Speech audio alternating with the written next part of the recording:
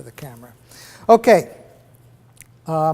So that's the workshop schedule. I'm going to talk a little bit about our approach, our goals, and then we'll do some personal introductions during lunch.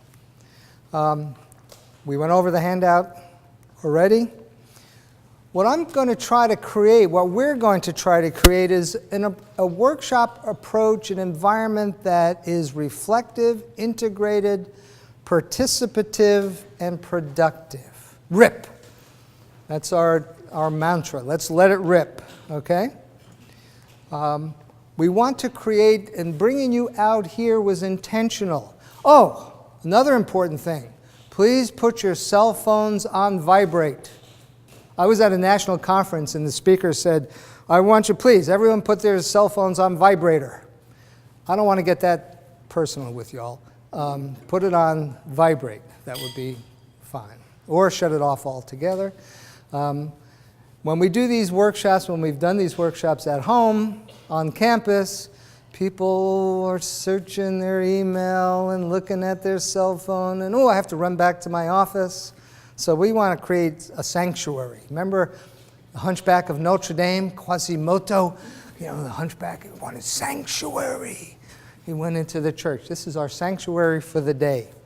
I want you to take control over the evaluation of your activities. Here's something very important. You might want to write this down. The evaluation of your performance is too important to be left up to others. You need to take control. You need to determine what you're going to evaluate, how you're going to evaluate it, when, where, with whom. Don't allow your activity to be evaluated based upon the whims or desires of others. Now, obviously, you need to pay attention to what your department chair says, what your college says, what the university says. But you also have some latitude to add to it. You have some ability to say, this is really what I try to create in my classroom, and that end of the semester evaluation doesn't capture that. What can I use in addition? There's no penalty for doing more. There's a penalty for doing less, but there's no penalty for doing more than what's required. So I want you to take control this early stage in your career. First year, second year, third year, however long you have been working at Auburn, to take some control over determining how you are to be evaluated. We're going to provide some guidelines, some organization. Hopefully we'll have some time for collegiality, discussion, feedback, want to engage you. We will be talking a lot at you, but we hopefully will also create some opportunities for you to do some working together. We want one of the basic goals of this new Faculty Teaching Scholars program is to create a network, collegial network of scholars, to make some long-term friends. And we've seen this over the years. I've done this here. We've done this program at Auburn. I think this is our 7th year, maybe our 8th year. And I did it at the University of Missouri in Columbia for about 5 or 6 years. And we've seen long-lasting friendships and professional relationships develop as a result of this. We've seen a couple of marriages, and we won't get into that. And finally, we want to develop a template. We think that this template can be useful to you. It's a little different than what you're required to do for your tenure, your promotion and tenure dossier. All right? It's not exactly the same. But if you follow this template, you produce a product, that information you provide into this portfolio will be easily transferable into what's required for your promotion and tenure dossier. This was a faculty member in one of these programs that I ran who said this, wrote this down on their evaluation. And it really, better than I could ever capture the reason for doing this.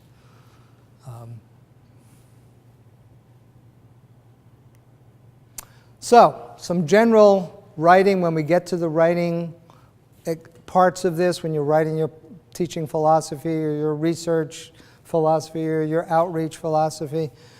Don't worry about getting it right. Do it. Just do it. It's the Michael Jordan Nike theory of doing work. Just do it. Collaborate, share, be inclusive. If you don't know where something goes, if you think it might go somewhere else, put it in somewhere. You could move it. All right? Don't worry about being not having this information. If you have a computer, save early and save often. The order is not important. Edit and revise. All right, so what is an academic portfolio? And I think there's probably some information in that portfolio book, written words that go along with this. An academic portfolio is a description of what you do, why you do it, how you do it, to whom you do it to, where and when you do it, and what impact your actions have on you, your students, your department, your college, your university, society, and the entire galactic solar system. All right, so it's a full breadth description, not just what you do, but why you do it. Not just why you do it, how you do it, when you do it, where you do it, to whom you do it to, and ultimately, what is the evidence you have that doing it is producing some positive results, or some results, positive or negative. And we want you to think beyond yourself. I think one thing that is often missing in portfolios and in promotion and tenure dossiers is the impact you have on your department. We tend to think locally. We don't tend to think what role I play. If I teach the basic introductory course in my department, well, you know what? I can make a case that my department's survival is dependent upon what I do in that introductory course. Because if I stink, if I'm terrible, if I'm biased, if I'm unfair, then maybe those students are going to change majors. They're going to go somewhere else. So you need to be able to think in those terms also. What is the impact I have? What role do I play in my department's survival and success? Everybody stand up for a second. Okay. The mind, another basic law of learning, and I learned this from Bill, the mind can absorb what the rear end can endure. All right. There's a mind-body duality or connection here. Have a seat.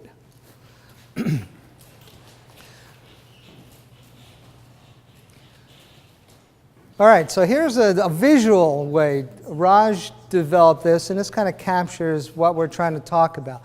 We're going to describe and define what we do as an academic professional along 4 dimensions. There are 4 aspects of our academic role: teaching, research, outreach, and service. And Auburn University actually has those 4 components in its promotion and tenure dossier. Most schools only talk about teaching, research, and service. Well, we have actually separated outreach and service, and Tracy's going to talk a little bit more about that distinction. What makes something outreach as opposed to service? Okay, we'll talk about that. And then we can look at another dimension here. What impact does it have on you, your students, your department, your college, your university, and society? Now, some of these, you might not go all the way down in one dimension in some of these categories. But at least that's the template. And then there's a 3rd dimension to this, and that is those, when, where, how, why, what, and another one is outcome, effectiveness. So we're trying to get you to think multidimensionally, 3-dimensionally here. across those two dimensions, and then within depth in each of those dimensions. Does that make sense to y'all?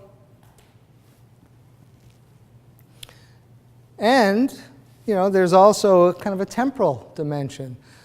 What you do in each of those has ebbs and flows during the year. And it has ebbs and flows each year.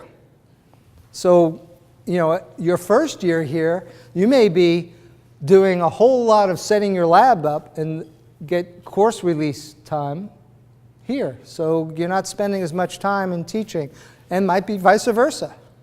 So your academic career is dynamic. It will change from semester to semester, from year to year. You need a way to capture that.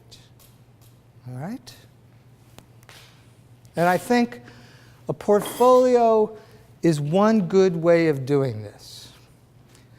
Ultimately, your academic portfolio is generally, this is a real flexible, fluid guideline, 8 to 15 written pages followed by appendices and supporting data.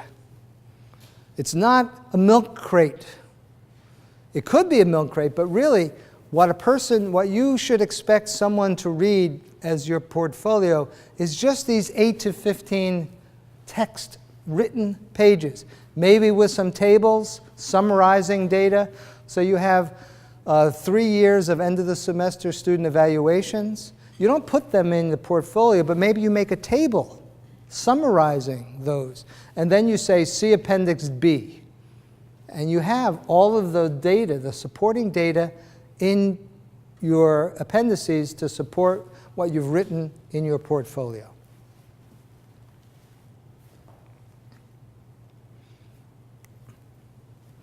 A good academic portfolio should introduce you to any reader, not just someone in your department who's familiar with you.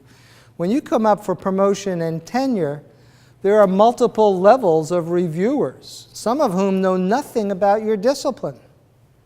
There's usually a representative from your college on that university-wide promotion and tenure. But there may be not someone, they may be from your college, but not from your department. So there's still not going to be a one-on-one match between what you say. So this has to communicate who you are, why you do what you do, provides evidence of your abilities. If you say something, for example, in your teaching philosophy statement, you say, I believe that my role as a teacher is to stimulate critical thinking in my students. Well, you're going to have to provide some data to show, one, what you do to stimulate critical thinking, then how you assess that critical thinking, and then some outcomes and evidence that they have developed critical thinking skills. That's the slam against a philosophy statement or a portfolio is people say these big flowery things. They puff themselves up, but there's no evidence to support it. And I don't want you to fall into that trap. So if you say you believe something, or if you think this is how students learn, or if this is an outcome, you've got to show some evidence that is there. That's the hard part. It also provides, here's where I am. I facetiously tell first-year faculty members, I would love for you to get terrible teaching evaluations your first semester. Of course, I don't want you to get terrible teaching, but if you get terrible teaching evaluations, just think of all the delta you can demonstrate, the change, the growth over time. And you know what? That makes more, I believe, and maybe Bill has had more experience with this, that shows more to a committee, that you were here and you've done something and now you're here. Instead of, okay, you're here and you really haven't really progressed or developed. Raj? But what if you suffer a nervous breakdown and never make it to the second Then academe wasn't good for you. You should have been that fireman that you wanted. And how are you going to get better? What are your plans for the future? So this portfolio is a developmental document. Here's where I am. Here's how I'm getting better. Here's where I want to be. And here's evidence along each of those stages.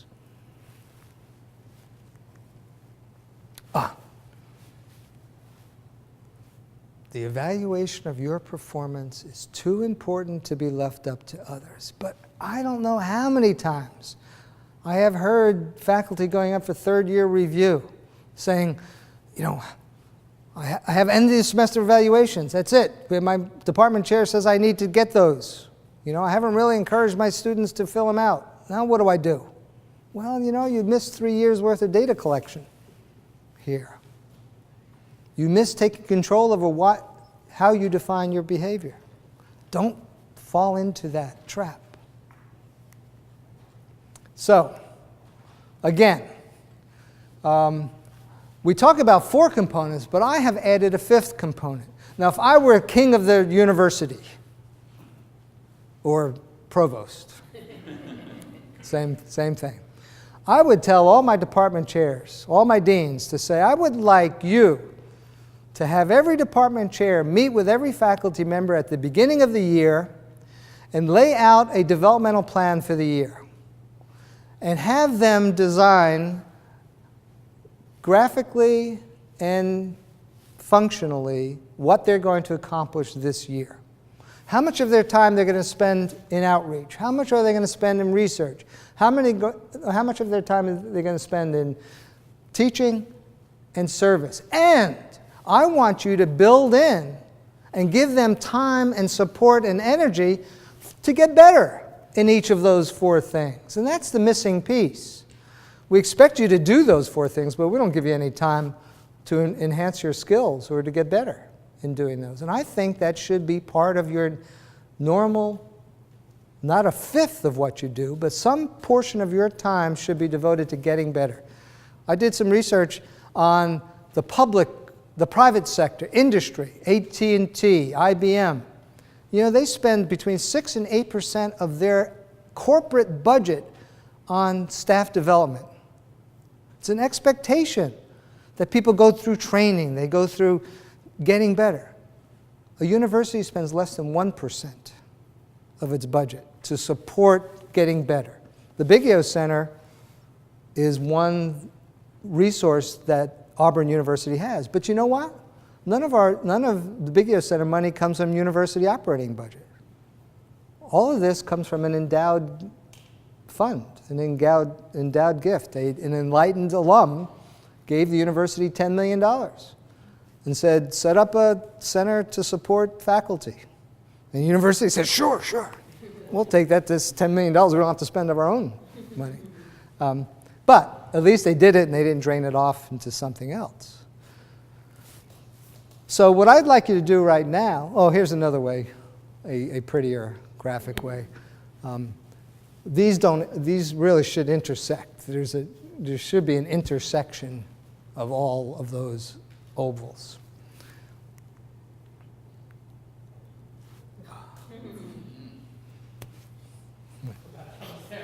I forgot that was there. Let's see that again. Slow-mo.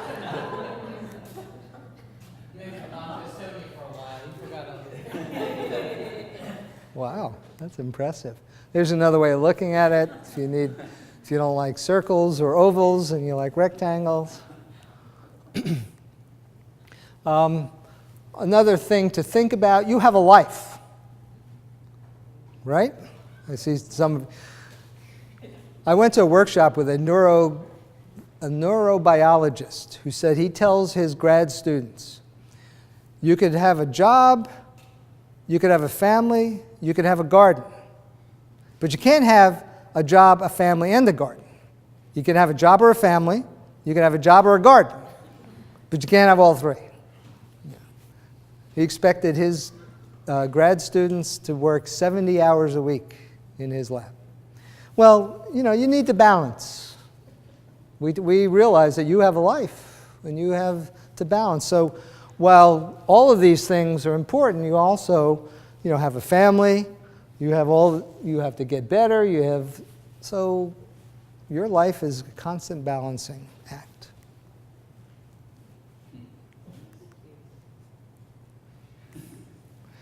Okay, turn to page 7 in your workbook. And there's a blank space. I would like you to reflect on the past year. And I would like you to go back to kind of this diagram and complete this for you. The shape of each of those, the size of those would be relative to how much time and energy and effort you put in or were expected to put in. So if you were predominantly doing research, that oval is going to be bigger. If you did very little service, whatever you think service and outreach is right now. I can give you a quick definition. Outreach is the application of your disciplinary expertise to external publics. Service is being a good academic citizen, serving on committees, professional committees. But outreach is you're doing something because I'm a psychologist. I got asked to consult on the Community Rape Crisis Center. That would be outreach. Whereas if I served on the Auburn University Tree Committee, it has nothing to do with my expertise as a psychologist. All right?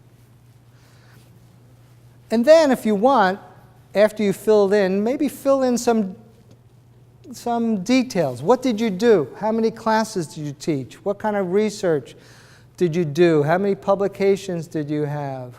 Just kind of fill in the ovals with some information. We'll give you about 10 minutes.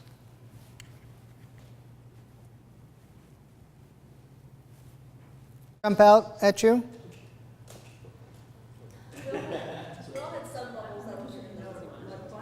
I'm sorry, say it again? Okay. Joni said some of the bubbles, some of the ovals were bigger than we really wanted them to be. Anything else? I think some of us are set up for different looks. Like, for example, I'm set up as an 80% teaching look, and that's part of my main purpose, but other people's are set up more as research, and so it just depends on what your job description is. Okay, that's a very important principle. We're all different. There is no such thing as an average, normal teaching load, teaching or academic responsibility. Every one of these ovals, I didn't see one that was exactly alike. Every one is different. Different sizes, different shapes, some disturbingly so. But, so it's hard to compare yourself with someone else. All right? It's hard to think, you have to think of yourself as unique. Even amongst colleagues in your same department, you're probably going to have different kinds of responsibilities. Why would they hire 3 people and tell them to do the same thing? They're hiring 3 people based on different kinds of expertise. And so on one level, it should be comforting to you that you're not exactly alike, but on another level, it could be a little distressing because you're going to be evaluated based on some general criteria that is going to try to shoehorn your thing into this set of criteria to make everyone similar. So you're trying to make, square pegs in round holes, or whatever kind of analogy or metaphor you can think of. Any other comments on this? So the first part of this activity is I want you to focus on what you do. All right? Focus on what you do and capture all of that. Don't lose it. If you're doing something over here that you don't quite know what it is, don't ignore it. Find a place for it. Okay? Define everything. Capture everything. You're spending 60, 70, 20, 30, 40 hours a week doing your job. Get credit for all of that. Don't waste it. Okay? Any other comments? All right, let's move on. We'll give you a chance to reflect on this. To pages 8 and 9. I'd like you to spend some time now thinking about your portfolio. The first thing, a portfolio, and it's kind of a guiding thing. I'd like to get people to develop a table of contents, just as an organizational structure. And if there's not a blank space in this, if you have a notebook, I'd like you to start thinking about circling what would go into your table of contents. Now this, again, recognizing that just because you say it goes this way or it's organized this way, that it will stay that way. It will change. But once again, I want you to think comprehensively, holistically about what it is you do and how you will capture that in this document. A number of years ago, I developed kind of a portfolio outline table of contents for what I do, as an example. Now, obviously, this is not going to be the same outline as yours, your table of contents. So I start off with a description of my general academic role, what my academic philosophy is that encompasses the 4 components.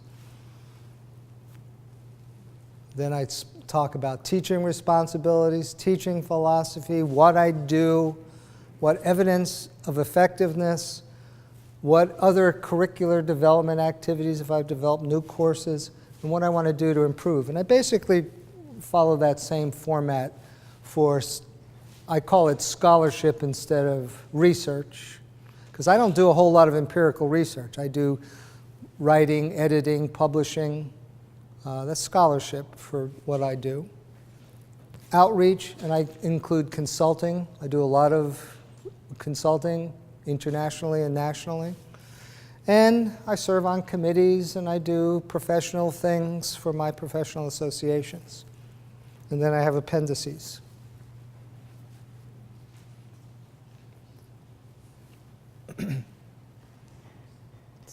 So spend some time, look at what do you want in your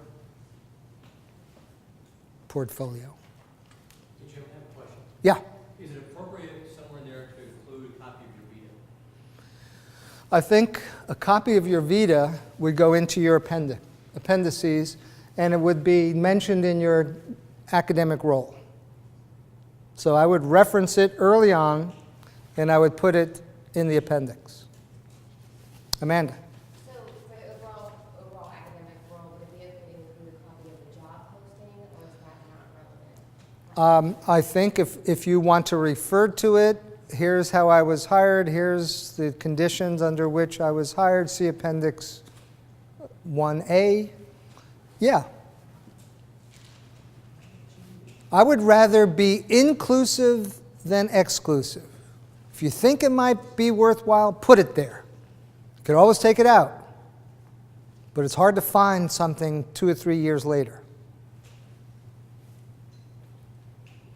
Jay? Can you talk a little bit on No. Yes. teaching philosophy? Bill is going to talk about teaching philosophy next. Good question. Yes. This is sort of a tangential question, but I'm just curious who the audience is that we should be thinking about for this. Because I can see this, if I were to write this for myself, it would be very different than if I were to write it for my department. Who would you recommend? Great question. I think you need to write this. There are actually multiple versions of your portfolio for different audiences. The one that you write for yourself is going to be much more reflective, developmental. You might put a lot more of the warts and negative stuff in there that you might not want to put in to one that goes to your department chair, or that goes for an award, or that goes for that next job interview at Yale that you're going for. Okay, so there can be multiple versions for multiple audiences. But as you get started, just kind of write one, then you can tailor it. Yes, Lori? When they send your documents to an outside evaluator to get letters, they send like this kind of portfolio, or what does Auburn send? No, they will send what's called your dossier, your promotion and tenure dossier, which is an outline format that contains just a listing of your stuff. It'll have your teaching philosophy. There's a part for your teaching philosophy, but it really doesn't have your outreach philosophy or your research philosophy. Why do you? None of It's evidentiary, not reflective, not developmental. This is a much more, this is what separates this. This is for your professional development. Once you do this, this could, it's 8 to 15 pages, but you'll have 20, 30, 50 pages of appendices. Then when it comes third year review, fifth year, sixth year, when you do your tenure and promotion, you have everything in one place. Now, this should be done electronically. All right? This is all done electronically. Electronic portfolios are becoming more and more the way to go. But in this one-day activity, if you brought a laptop with you and you wanted to use your laptop, please do that. Yes? Question about, like, on your outline there, so it's outreach for evidence of effectiveness. So in the College of Veterinary Medicine, we all often count for outreach things like our referring veterinarians calling for consults, and we're consulting with them usually on a daily basis. We're giving CE talks to local practitioners, et cetera. So how do you, I just don't know how to provide evidence of effectiveness, because you're really giving feedback of those CE talks that you give, or feedback from your veterinarians, that's in a documented fashion. How do you document that? Okay. Are you going to cover that, or should I answer? Go ahead. Okay, I would think, okay, how can I collect evidence? Maybe I send an electronic survey and say, how helpful was this presentation? So think about following up. What kinds of evidence can you collect if they're not collecting it? Most of the workshops and seminars and classes that I teach externally, they always have an evaluation form. So I collect that. It's even better to follow up a month or two later and say, okay, now, did that workshop really change your behavior? Maybe with a consult, ask some of your frequent flyers, if you will. Yeah. Some Yeah. documentation. Yeah. Any other questions? Great questions. Amanda? So if you came from a different academic institution, what can you include in that would be appropriate? From somewhere else? All right, that's another excellent question. How much past stuff can I include in this? I would say everything now. Whatever you've done somewhere else, even as a grad student, I'd put it in. As you get more experience, as you build up more time here, some of that will drop out. And there are actually some policies and procedures in certain departments about how much credit you can get for work at a prior institution. So familiarize yourself with your departmental policies and regulations. But if this was your first year in an academic position, you were a grad student a year ago, and you did some teaching as a grad student, you had some publications as a grad student, I'd put that, that certainly would go in here. 2 years from now, you might want to drop that grad student teaching out. You have enough evidence of other expertise and success. And I assume for your promotion and tenure package, you would put that stuff in. That depends. You just might, again, if you had a major publication, if you was a co-author with your advisor, and that advisor was a Nobel laureate, there's no way I'm getting rid of him or her from my portfolio. Assuming if it was published after you got here, too. Especially if it published after you got here, then that counts as an Auburn publication.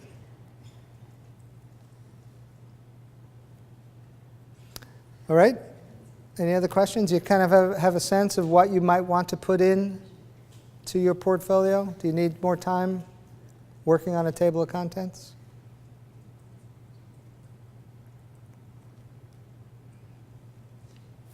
I don't want to, let's take that away. I don't want you to copy me. How many of you are very familiar with promotion and tenure process and procedures at Auburn? You really feel like you have a good handle on it? Okay, some of you. A majority of us really don't pay attention until it's closer to reality. But I'm going to try to break this down in a step-by-step process. The first step in the process is you should have an annual review. If you have not had an annual review, ask for it. Don't wait. It should have happened before now, but if it hasn't happened now, demand it.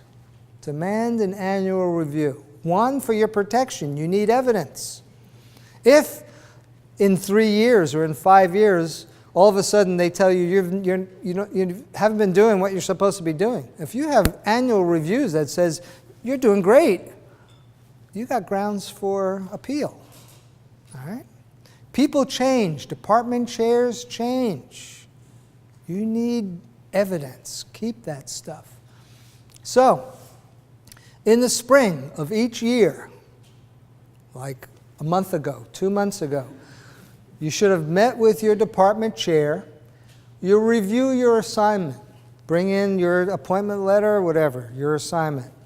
You review your accomplishments in teaching, research, outreach, and service. And you say, let's renegotiate for next year. So instead of spending 80% of my time in service, maybe next year I'm only going to spend 60% of my time in service. And importantly, you receive written feedback from your chair. Okay, everyone has done that? You've gotten written feedback? If you haven't, you should feel a little squeamish. Get it. Okay? If your department chair objects, go to the dean. Or go to the associate chair for teaching or whatever. Or a senior colleague, a professor in your department. All right, the next step in the process. So you have 3 years of annual review. The third year review is critical. This is maybe even more important in my mind than the tenure and promotion and tenure 5th or 6th year review. So that third year review comes when? In the third year. Just want to be clear. Be clear about that. It's a must. It's actually written into the faculty handbook. Okay? It's a must. It's at this time that you start to put together, you go to the website, the provost website, and you find the promotion and tenure guidelines. And you have started, you actually should be doing that right now. You should have a first draft of your 6th year promotion dossier. But you put together a mini tenure and promotion package. Just the same as what you would put together a couple years later. All tenured faculty in your department reviews this. Joni, I will be reviewing your third year review. And we sit around and we discuss the pros and cons. This person is on target. The quality of the publications is really kind of mediocre. They need to publish in a couple of more prestigious journals. And we provide feedback, written feedback through the department head or the department chair. So all the tenured faculty in the department puts together recommendations. The department chair writes this up and meets with the faculty member. All areas are discussed: teaching, research, outreach, and service. And in 95% of the cases, all that's provided for teaching is the end of the semester evaluations, which I think is a mistake. Okay, I think it's a big mistake. Don't put all your eggs in 18-year-old students' baskets. All right? So you submit this, you discuss it, and you have the option to respond. And I would actually highly recommend that you respond.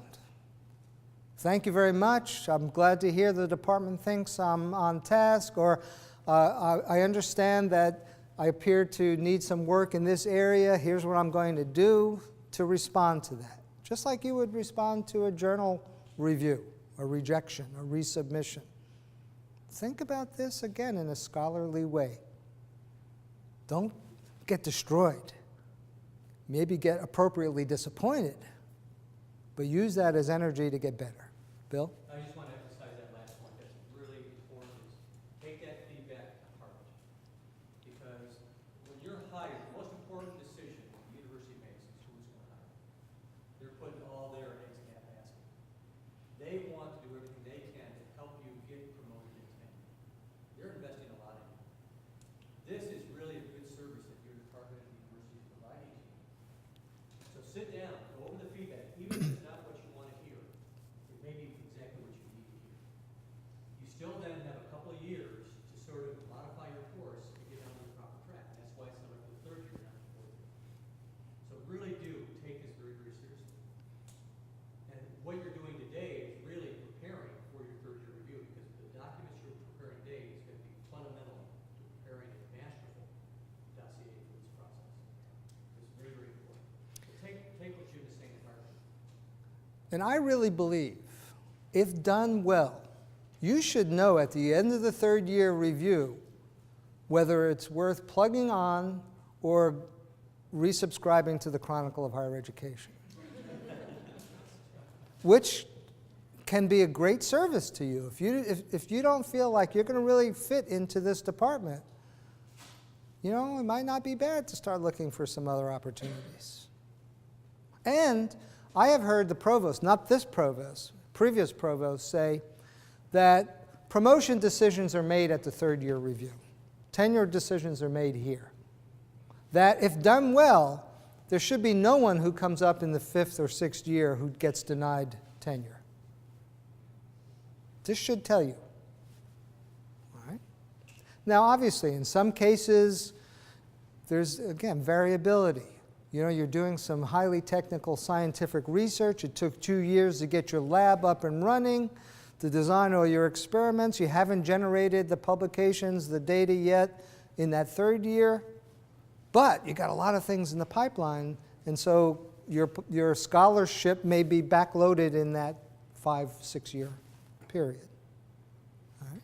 So, think about the extenuating circumstances. If that's the feedback you get, you haven't published enough, you need to be able to respond and say, well, here's why. And here's how I'm going to overcome that. Okay. Any other questions about third year review? So jump on it.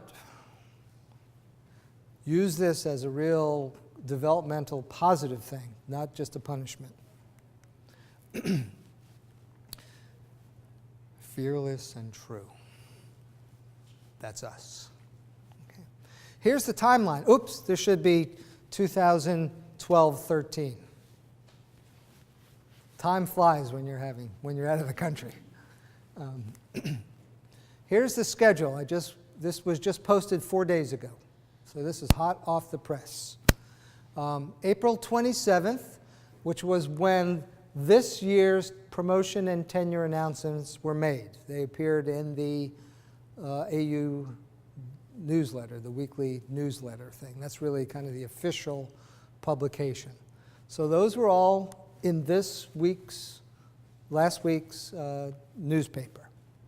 October 1st is the deadline, and these vary by a day or two. In 2010 and 11, it was September 30th. So it's right around the end of September, beginning of October, that the dossiers are due to your department, and no further material can be added. Once that is submitted, I'm having an interesting experience because I've been here, this is my 9th year, and I have a tenured appointment in an academic department, but it really means nothing because I get paid through an administrative salary. But after being over in Europe and understanding how prestigious and important the word professor means, I'm going to put myself up for nomination from associate to full professor.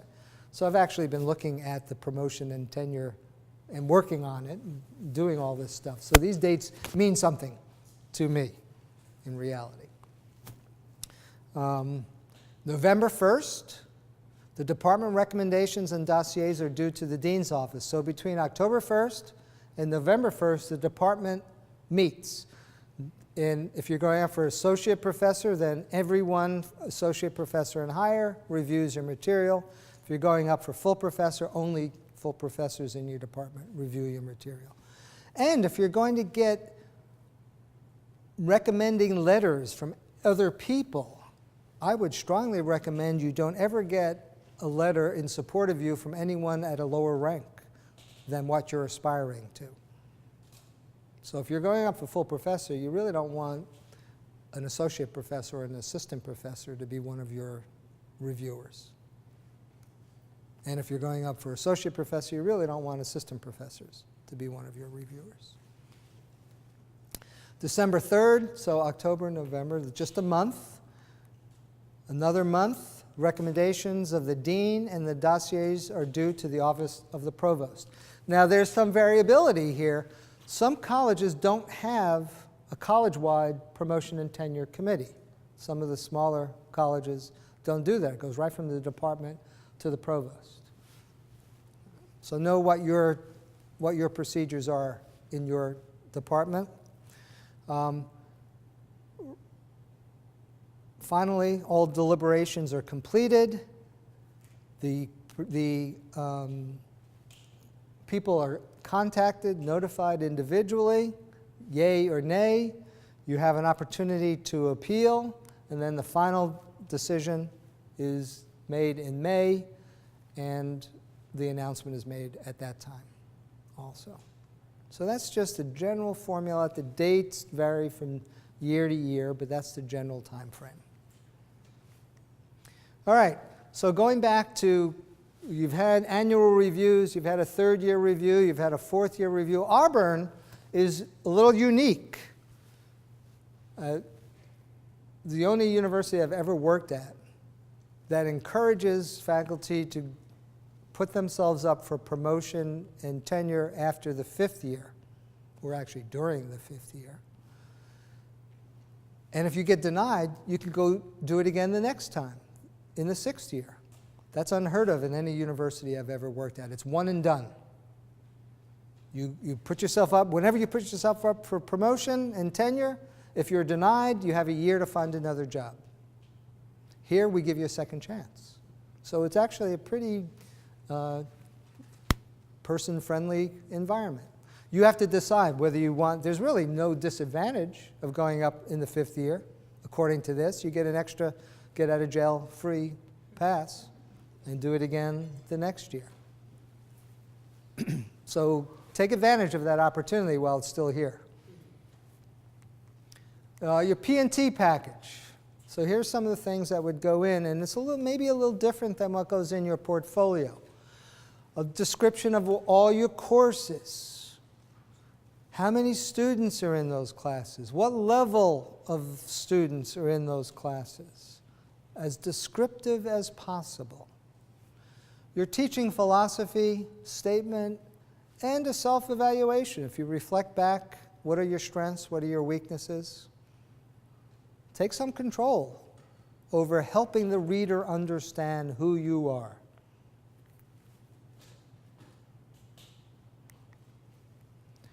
Examples of your research.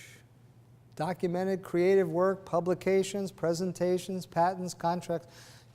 I like the word scholarship better than research because it's a little bit more generic, but we tend to use research as the term here. Because if you're in the art department, scholarship for you is exhibits, or if you're in a drama department, plays that you produce. It's really, how do you research? I mean, you could probably do research on that also, but in an empirical sense, it's a little different.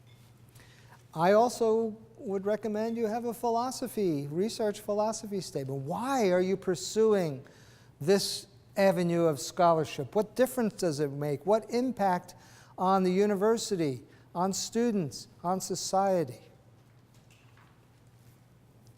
does that body of research make? Now, you could also have, there's a place in the promotion and tenure that talks about scholarship on teaching. So you can actually kind of double dip.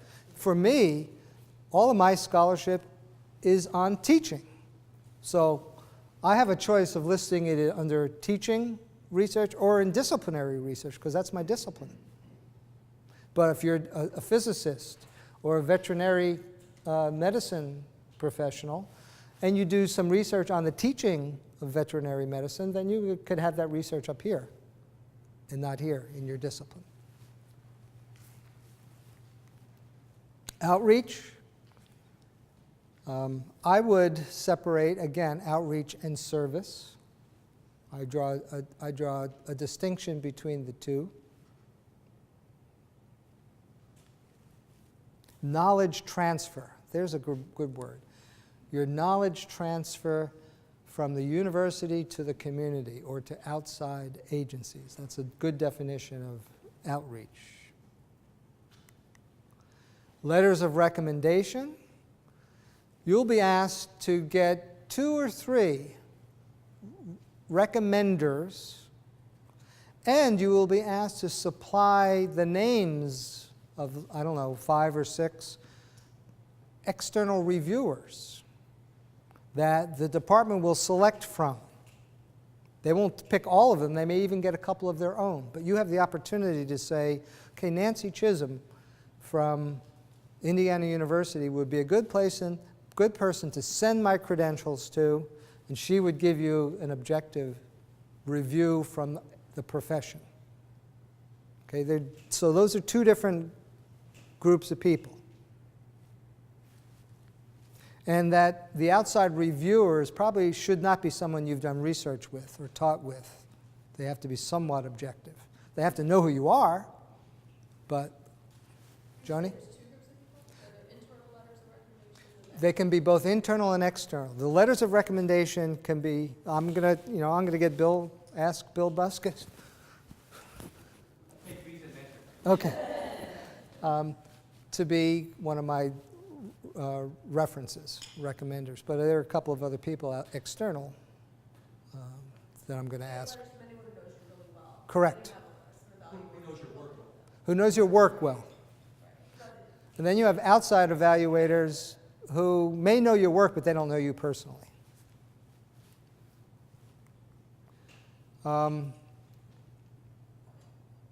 If you can attend promotion and tenure workshops, get a mentor, find people in your department who've recently gone through the process, and always check the faculty handbook.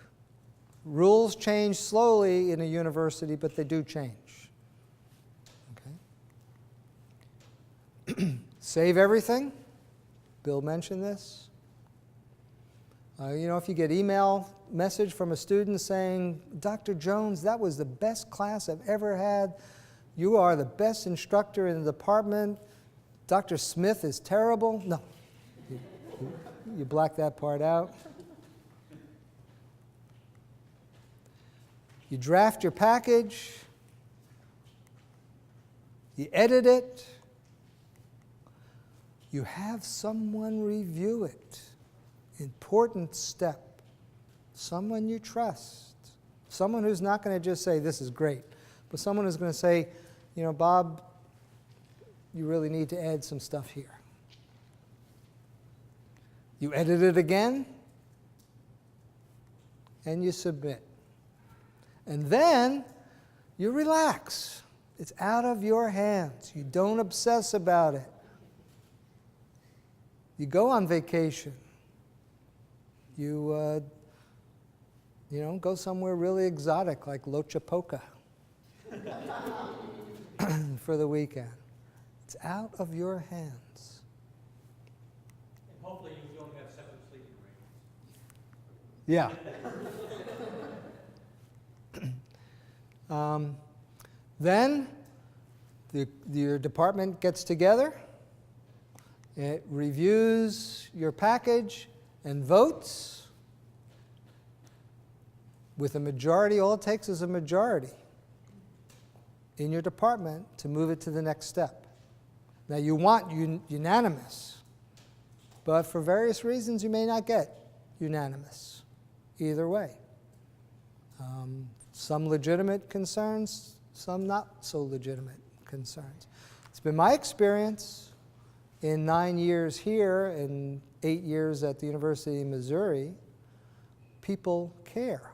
They do this diligently. They do it professionally. They know what's at stake. They went through it, and they take it seriously. Okay? How open is that vote? Does the applicant know who's voting which way? No, it's a secret ballot within the department. So you get, excuse me? You'll hear how it went, right? But it was 5-3. Correct. You'll get the number. You won't find out that I voted against you. Okay. Yeah. So you'll get the number. And people, it depends on the college, but individuals have the right to write a letter to the department chair and say, here's some things I'd like you to say in your write-up. Okay? So it's it's open, the discussion is open, the vote is closed. In my department, we have 2 votes. And this is the first place I've ever worked that does this also. I don't know if it's true in other departments. We vote for tenure, and then we have a separate vote for promotion.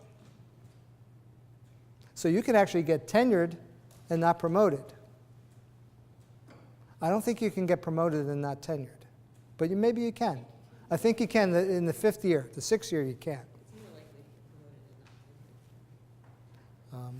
Every other place I've worked, they're one and the same. You get promoted, you're automatically tenured. Excuse me? Why would that be decoupled? What would- I don't know what the philosophy for that, what the history of that is.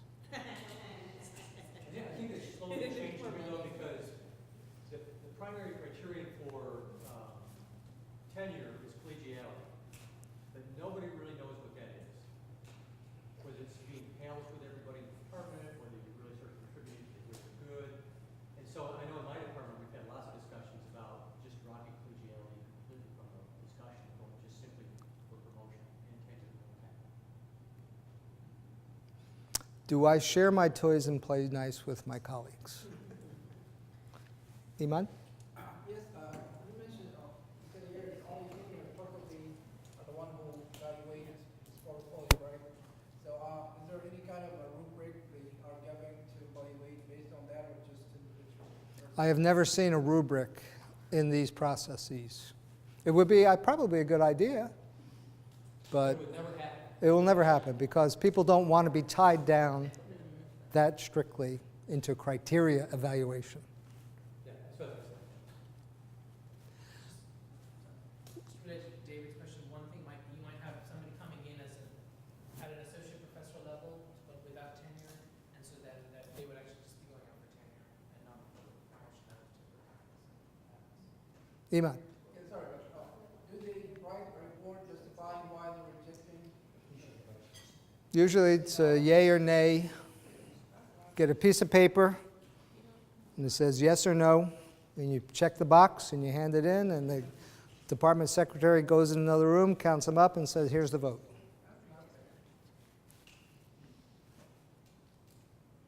So the dean writes up the recommendations, writes up the evaluation, meets with the individual. I think theoretically should meet with the individual, let them know what the committee, the department decided, and if it's yes, it goes up.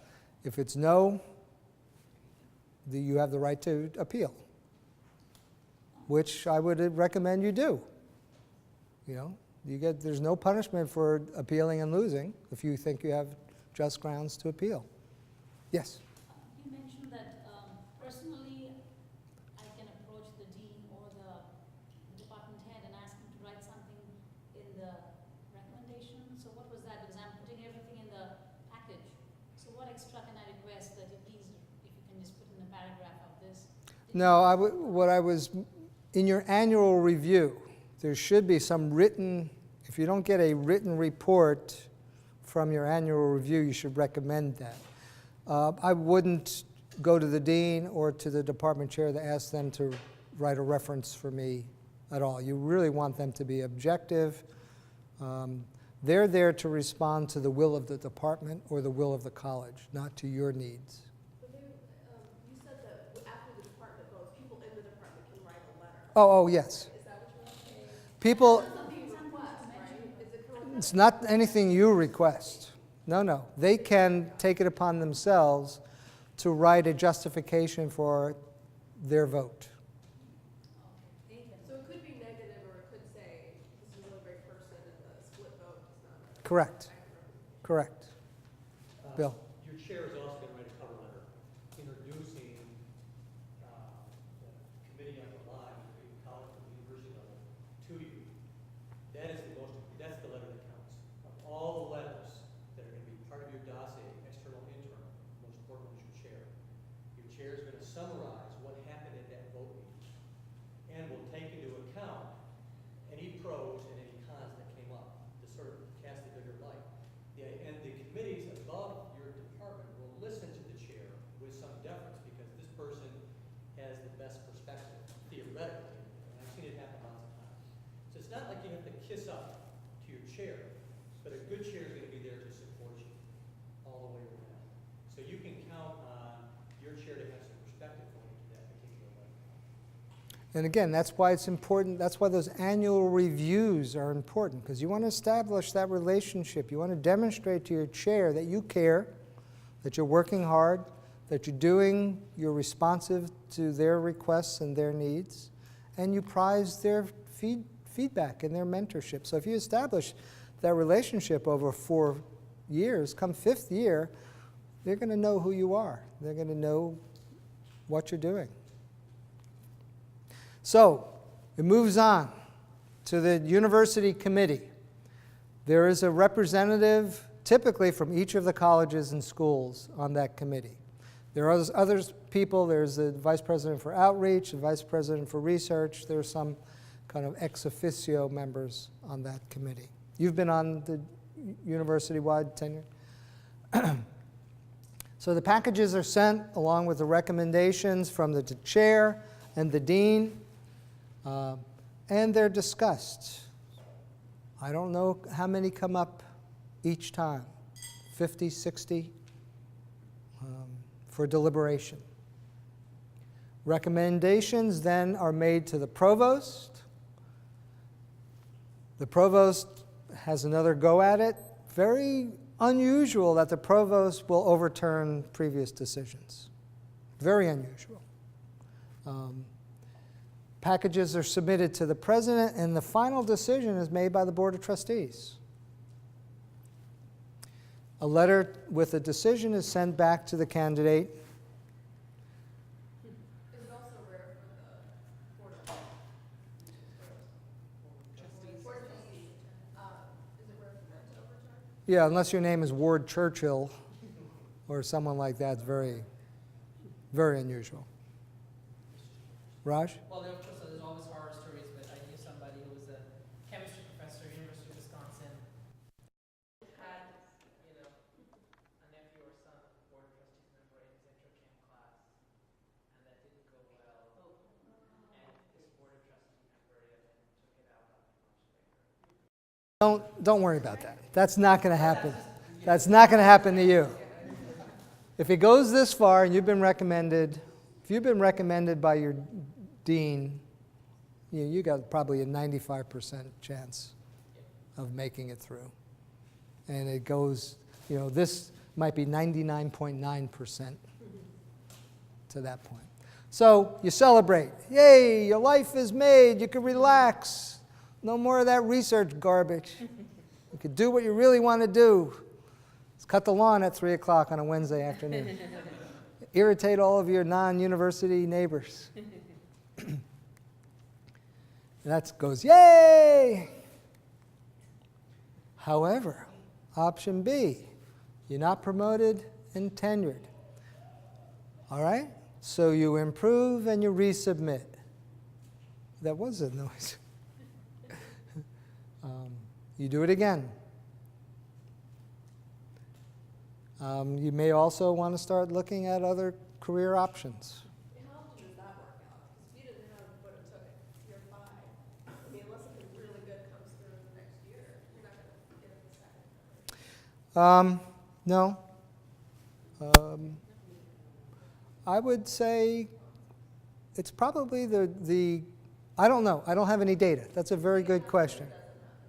It happens. I mean, you can get, I know a number of colleagues in our department who did not get promoted and tenured the 5th year, but did the 6th year. Or it's just like a bad dossier too. For multiple and sundry reasons. Imad, So what you couldn't do in the 5 years that you will do that in the 6 maybe you had a couple of more research, got a grant that you didn't get before. You bring in $3 million from NSF. So things happen, things might have been in a pipeline. You can do a lot in a year, Jay. Is there any number, like what's the acceptance rate? I don't have any data, I can't share with you what the success numbers are, but I would venture to say that somewhere between 80 and 90% of people who come up for tenure get tenured. I have no hard data to support that. That's just my kind of intuitive feel. I would agree with Jim. I think that's about right. I think the weeding out part, right, because the writing's on the wall, and if you get a sort of bad vibe from your colleagues, then that's a great time to start looking for a job right there. Not in. There are 4,000 institutions of higher education in the United States. Auburn is not the only place to work. There are some people who just don't fit at a place like Auburn. And there are lots of other wonderful institutions and opportunities to work at that you may be more fulfilled to work at.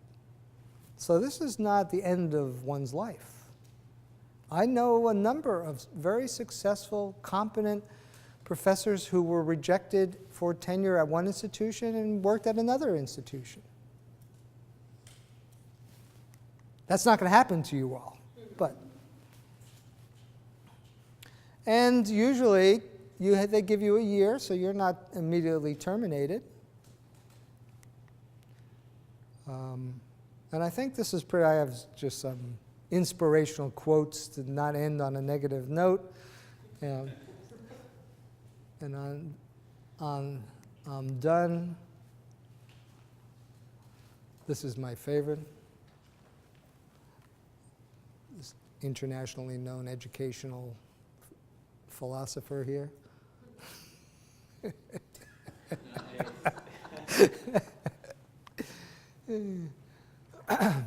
Okay, I think we're done. Everyone stand up. Bill's going to talk a little bit more about. Take about a 5-minute break. Come back. Let's be back here at 10:15.